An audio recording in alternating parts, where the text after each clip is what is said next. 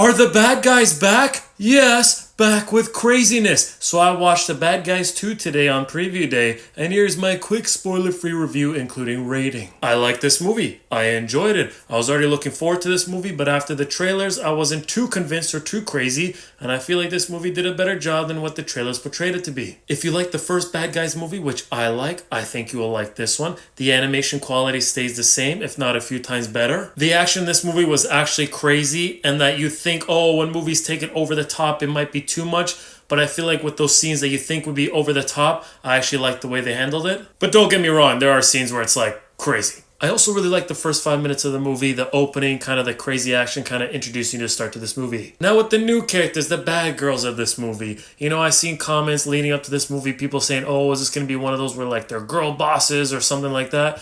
And I think they were done well. I think they served their purpose well, got good screen time or good enough, and I like Kitty Cat. I think that's her name.